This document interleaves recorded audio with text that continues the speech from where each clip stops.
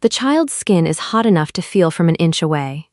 A 2026 study from the University of Copenhagen found that nearly 40% of ancient hunter-gatherers showed evidence of plague infection, exceeding rates found in some medieval mass graves. So what did a parent actually do when the medicine cabinet didn't exist? You're probably picturing helplessness, guesswork, desperate prayer. That picture is wrong. In 2021, a research consortium, including University College, London, and the Max Planck Institute for Evolutionary Anthropology, analyzed Neanderthal dental calculus, the hardened tartar that preserves chemical traces of consumed substances for hundreds of thousands of years, from El Cedron Cave in Spain. Lead researcher Dr. Karen Hardy found traces of poplar bark containing salicin, the active precursor to aspirin, in individuals showing signs of severe dental abscesses and infection. This pushes deliberate plant-based medication back at least 50,000 years, before anatomically modern humans existed. The knowledge was not invented once. It was discovered independently, refined over geological timescales, and transmitted through every generation that survived long enough to pass it on. A parent treating a sick child in the Neolithic was not improvising. They were executing a pharmacopoeia older than our species. Willow bark wasn't a folk remedy. It was a CAX inhibitor, a cyclooxygenase blocker, meaning it suppressed the specific enzyme that tells the hypothalamus to raise body temperature. The active compound, salicin, was not isolated by science until 1828. Aspirin, its synthetic descendant, reached pharmacies in 1899. The molecule did not change. Only the packaging did. This wasn't just bark. It was the same mechanism, different container. Raw honey worked through 4 simultaneous mechanisms. Osmotic desiccation. Its low water content physically dehydrated bacteria, an acidic pH of 3.2 to 4.5 that most pathogens cannot survive. Enzymatic production of hydrogen peroxide and anti-inflammatory polyphenols. Of 900 documented ancient Egyptian remedies, 500 included honey. That ratio reflects not cultural habit, but empirical observation of consistent results across generations.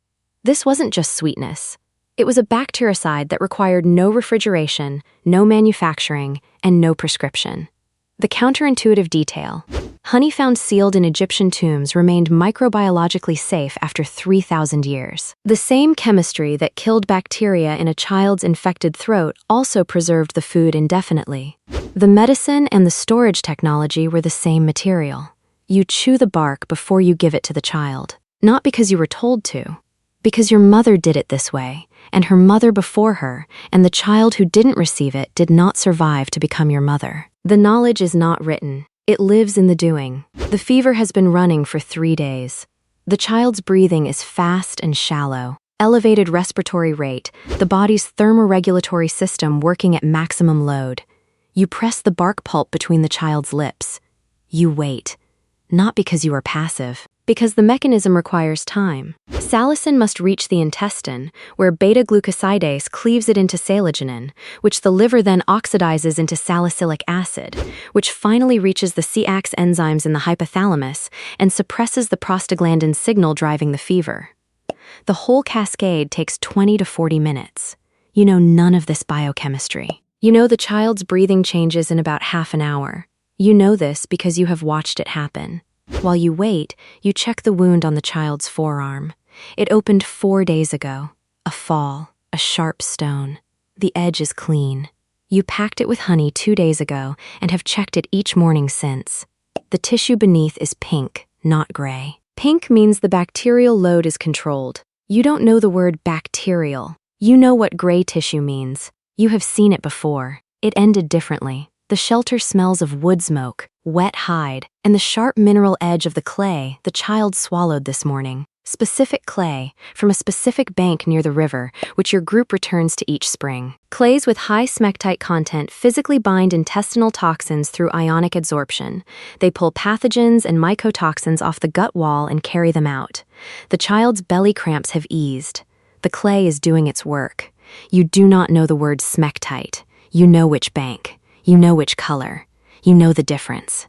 The break came in 2 stages. First, the 12th century. European medical schools formalized medicine as a credentialed profession, and the pharmacological knowledge held by mothers, grandmothers, and community healers was progressively labeled superstition. It was not disproven. It was discredited. A different process entirely. The knowledge did not transfer into the new institutions. It was discarded. Second stage, the 20th century, antibiotics. Broad-spectrum drugs replaced targeted plant treatments. The trade-off produced results. Infections that killed children for millennia became treatable overnight. But the mechanism had a cost. Targeted treatments produce no resistance. Broad-spectrum antibiotics produce resistant strains. The World Health Organization now identifies antimicrobial resistance as one of the primary threats to global public health. Ancient parents treated fever with a CAX inhibitor, infection with an osmotic bactericide, and wound contamination with a biological debridement agent. None of those produce resistance. None are taught to parents today. The vulnerability is specific. Remove the supply chain, and modern parents have nothing. The knowledge that kept children alive for 300,000 years was not archived. It was abandoned. You call a nurse line when the fever reaches 38.5. They knew which tree, which bark, which season, at what stage of illness. You apply an antibiotic ointment from a tube. They applied a substance that has remained sterile for 3,000 years without refrigeration. You trust the institution. They were the institution. Every grandmother who watched a child survive encoded what worked and passed it forward. The pharmacy is 40 years old. The pharmacopoeia it replaced is 50,000. This content is intended for educational and documentary purposes only. All references are drawn from peer-reviewed anthropological research and named academic sources.